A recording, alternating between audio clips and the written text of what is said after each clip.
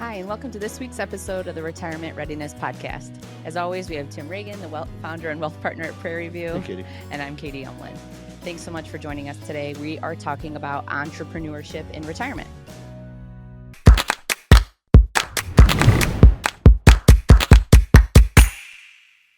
So entrepreneurship in retirement, does that even mean you're retired or? Yeah, or maybe I just had to do it because I got bored in retirement. Yeah. Or like, what does that all mean? Yeah. I think about it kind of almost the opposite. Like, I think that's an extension of your 2-comma life. It's like, I don't know, it seems to me like a lot of times people live much of the heart of their life doing what they feel like they should or they need to, or, I've got to go to work every day because the kids need new shoes type of a thing. And when you think about entrepreneurship, it's almost like the exact opposite of that. It should be creative and fun and exciting and solving problems and, all that kind of stuff. And so I think that it could almost be the opposite. It could be like a really welcome. I feel like I have no data on this, but what I imagine a lot of people do go into entrepreneurship and retirement because, like, exactly like you said, it's kind of their like pass to do what they actually want to do now. Absolutely. Well, and I think about, I don't know, it's like as people hit that retirement age, they've accumulated all this knowledge and know-how. It's almost like they're at the peak of what they've ever been able to do, all at the time when they're kind of stepping back and Right. not doing that stuff anymore. And so the word entrepreneurship, I think probably maybe is the right word. Maybe it's not the right word, because as you unwrap it, I think it has a lot of connotations.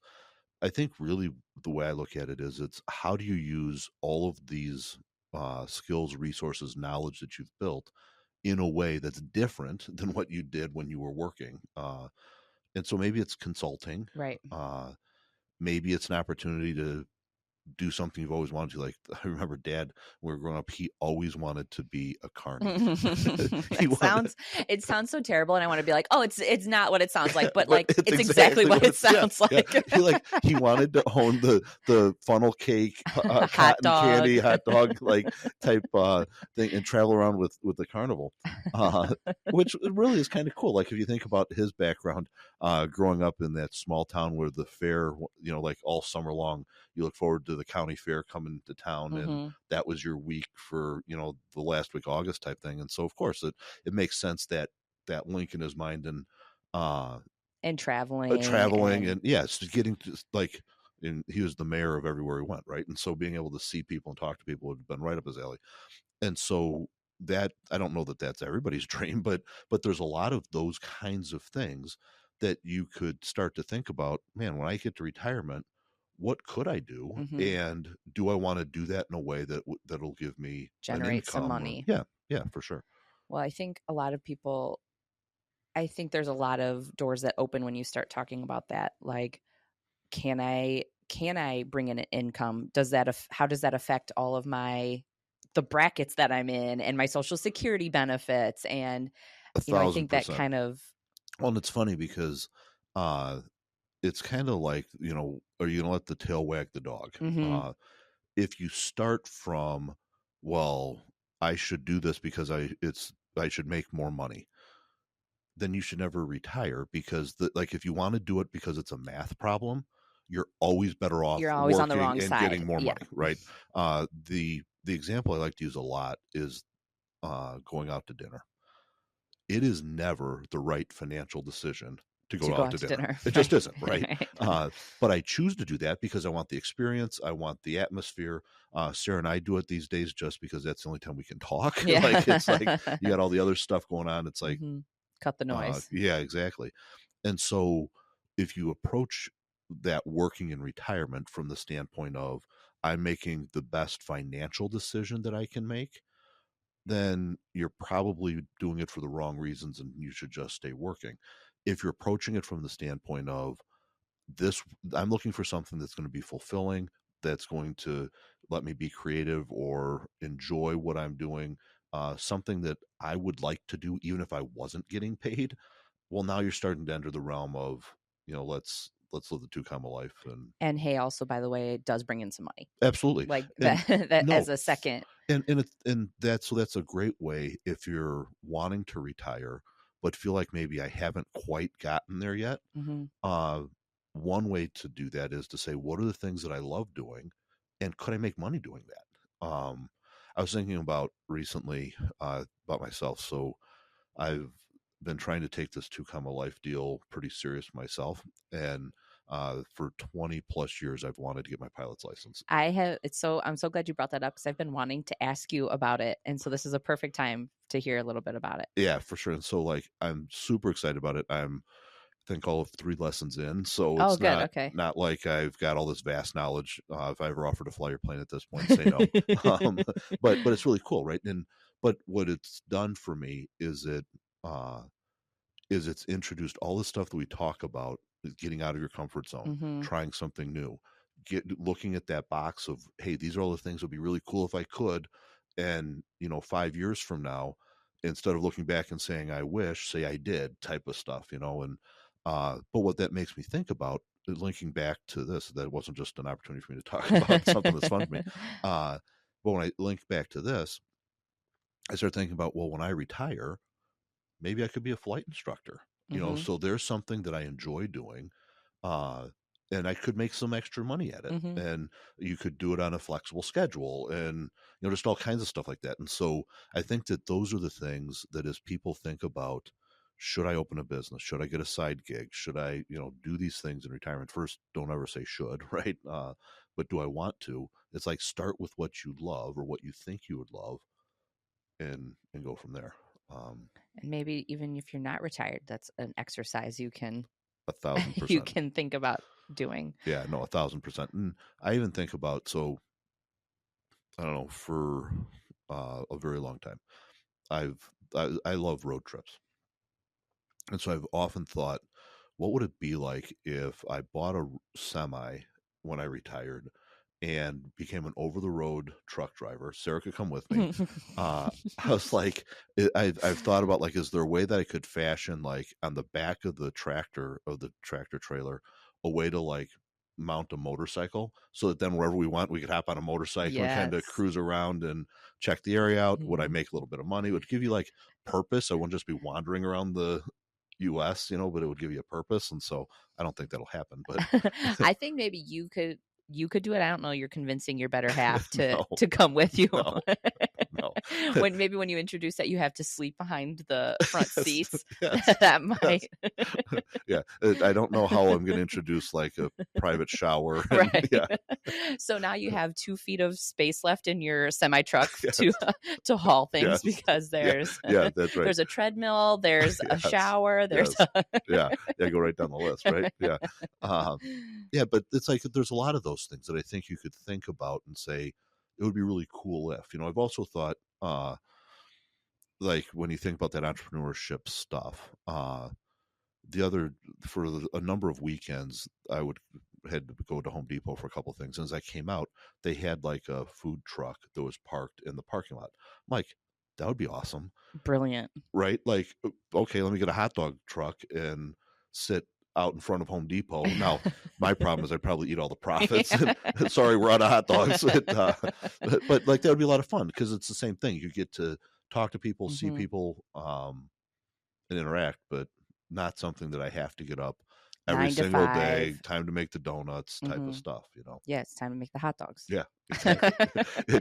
Which is so funny because we've got Maddie, my second daughter, just ordered Grace a hat that Grace, put in perspective, Grace and I are the exact same people. Like, if you want to know who Grace is, know me.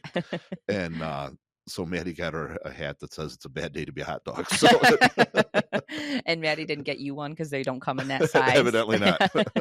Because Yeah. both would. Yes.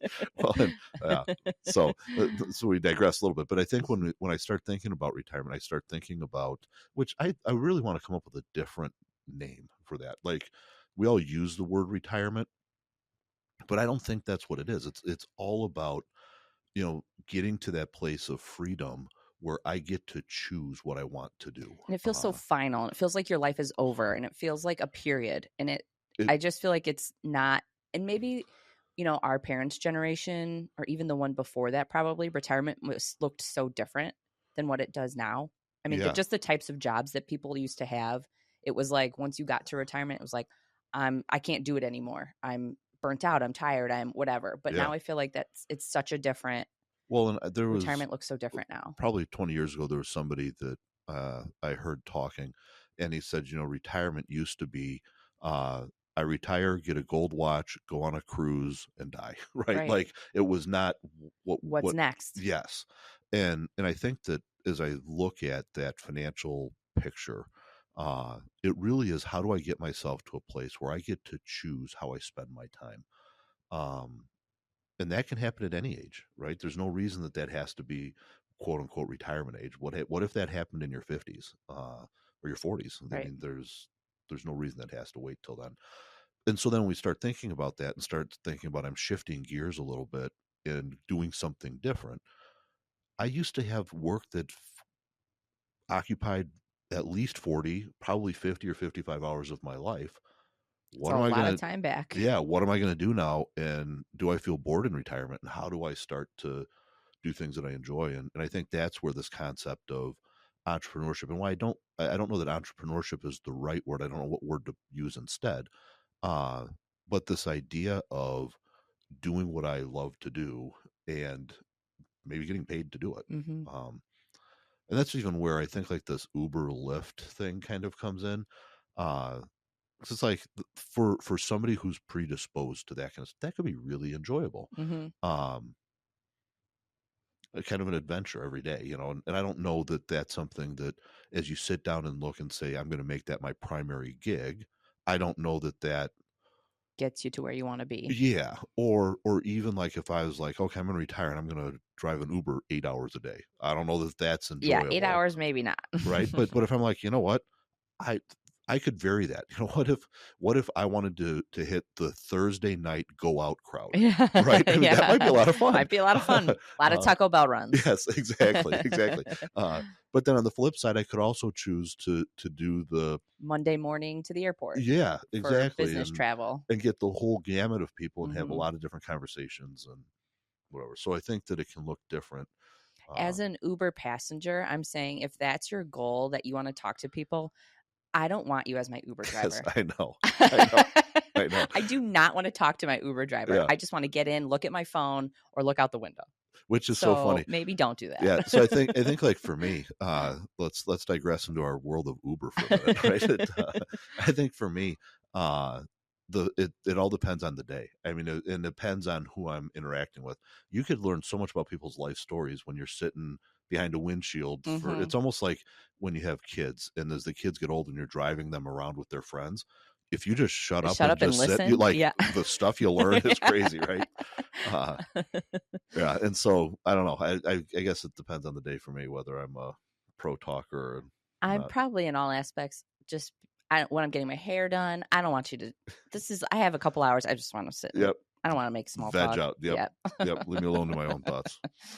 Yeah, and So does so that bring us to entrepreneurship, or did we just no, really I take a think it does. huge? I think it does because entrepreneurship is all about finding a need and solving that need and doing it with something that you're passionate about and you love.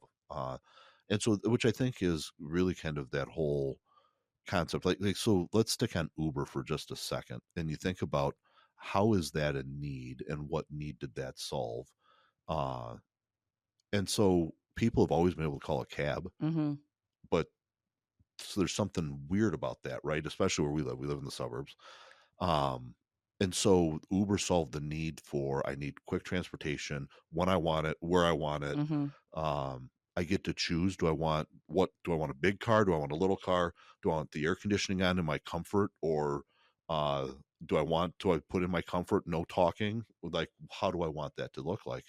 Um, and so it's kind of cool, like that they solved that need Well, you know what? They almost created a need and then solved it for sure. because we didn't know we needed Uber. Yep. Well, and that Well, I don't think people were looking around saying no, the taxi situation is not working. yeah, And until it was solved, now looking back, it's like, Oh, Oh, of look at that. course. Well, Like, there's an old Henry Ford quote, and I don't know that I'll get it completely correct, but it's in essence, it said, "If I listened to what people wanted, I would make faster horses." Uh, and that's, it's because they didn't even know this right. motor coach concept was possible, uh, and it's the same thing with Uber. And then when you apply that to retirement, if we just stick on the Uber conversation, so first, that concept has transformed what the second part of my life can look like. Meaning, I could use it if I want to as an income source. So I want to stay active, I could do that. I could use it as a way to feel more comfortable to travel. I go to Mhm. an airport, it's easy for me to get Uber. They pick me up where they're supposed to, when I want them to. I know what it's going to look like, Mhm. so it makes that easier. But also, what we've seen and we've encouraged some of our clients, and this has happened in particular when one spouse passes away, uh, that the remaining spouse might be a little leery to go and do things. Mhm. Well, my spouse always drove. I've never really driven. Get an Uber, Right. right? The Uber will take you, they'll drop you off in front of the theater. And then when you click, I need another ride, they'll come Mhm. and pick you up at the theater Especially if again. it's not just, take me to the grocery store, which it could be, but if it's, oh, I really, like you said, I really want to go to the theater downtown. Yep. Well, that's a whole overwhelming Yeah, situation for everybody. absolutely. And then if I'm not the one that usually did it, and Yeah. now that just creates, and so when you think about it with that lens, and apply it back to entrepreneurship in retirement, my picture is that there are a lot of those things that people are naturally gifted at. And I'm not talking about driving or Ubering. I'm talking about the person who loves to bake. Uh, and they really get enjoyment out of that. And now they could potentially create a business that allowed them to provide a homemade birthday cake for people who don't like to bake, Right. right? It doesn't have to be the commercial bakery Mhm. jewel brand or whatever type of a feel. It could be, no, this looks like my grandma made this for me, and if you're really good about that, I don't know, I'm using that as an example, but there are those needs out there, that you could take your hobby, what you love to do, and now that you have freed up 40 to 55 hours worth of time every week. And you're not looking for it to be replace your income. 1,000%.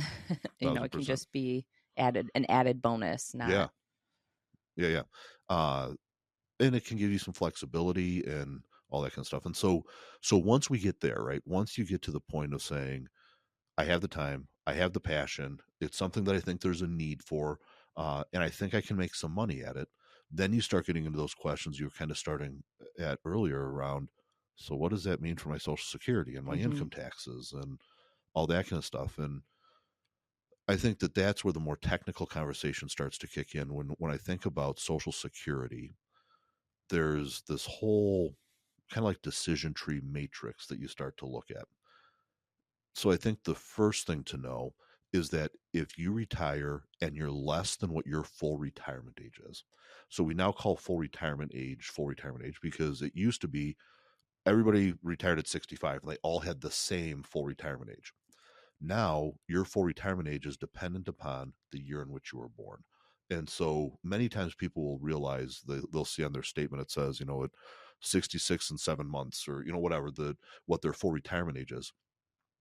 And so if you retire, or if you start collecting Social Security, whether you're retired or not, if you start collecting Social Security before your full retirement age, then you are limited to how much money you can make before you have to start paying some of your Social Security back, and you don't get to keep it all. Okay. Uh, and so question one is, if I'm collecting Social Security and I want to do something that's going to generate income, am I younger than my full retirement age, or am I older than my full retirement age? Younger than, I have to be careful with how much money I'm making because I don't want to give back Social Mhm. Security. And so I just have to look at that. If I'm beyond my full retirement age, I can make as much money as I want.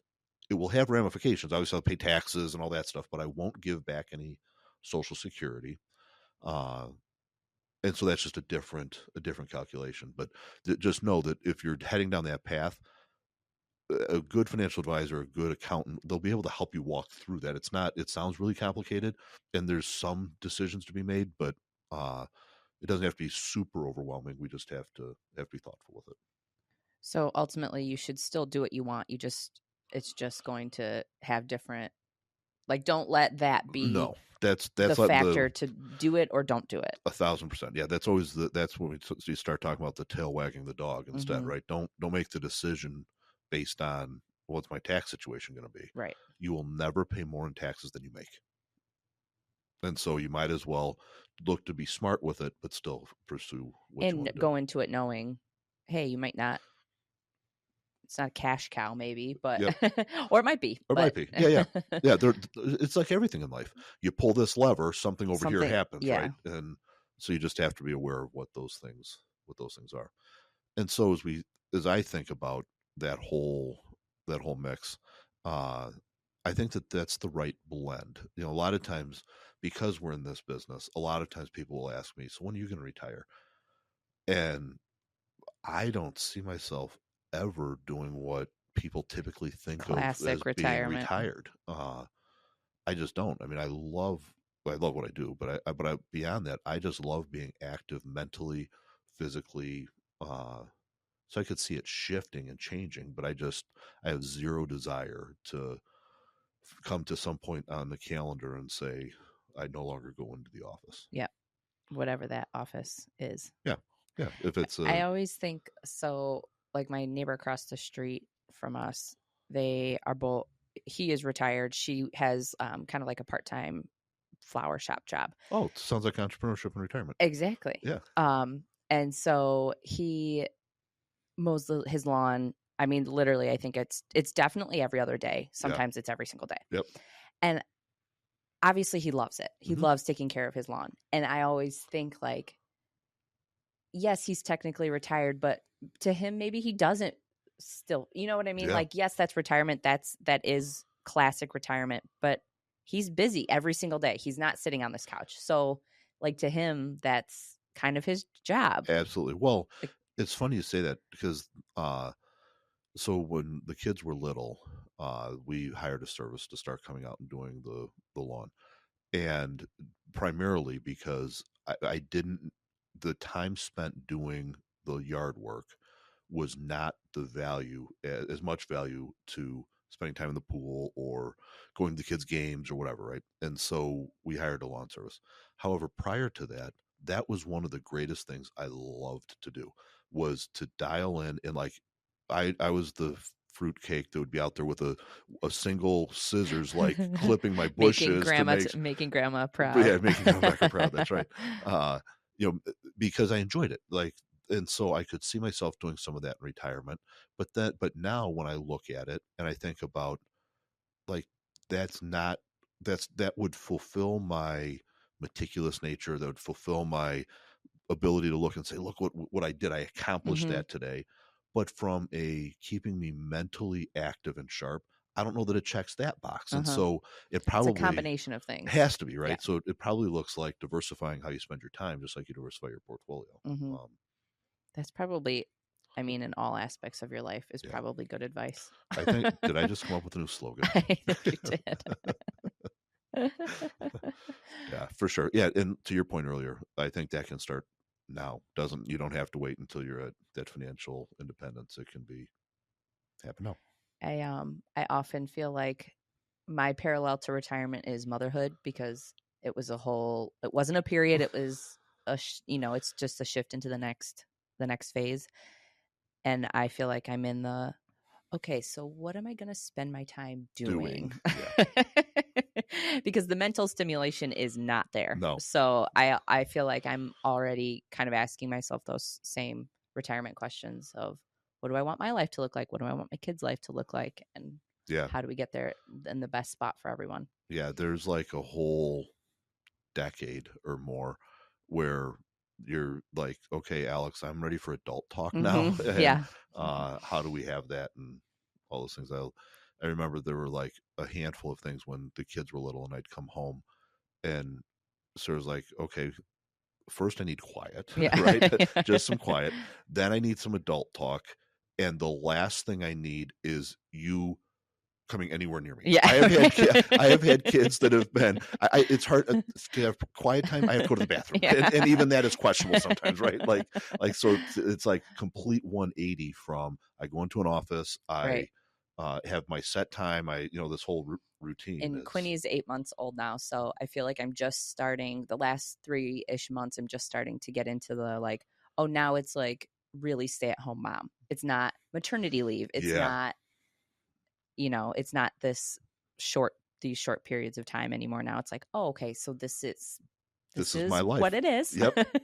So Yep. how are we going to get there? So I guess my point in saying all that is I feel like my life is paralleling retirement in a lot of ways that I wouldn't have maybe 100%. anticipated. Well, Or and I think it probably calls out that everybody that is listening has gone through those times before as well, right? It might not be I became a stay-at-home mom, but it was we had our first child, or I changed jobs, or we moved to a different city, or so those life changes have happened many times. And so sometimes as I think about going into the next phase of financial independence, looking backwards and seeing how many times have I already made changes like exactly. this, right? Yeah. That we made it through. That gives me confidence then to go into the next Or to phase. say like I feel like right now I'm in a point where I'm trying to design my life for the next few, kind of design my life, but also my family's life to set us up for our 2 comma lifestyle Yep. in the future.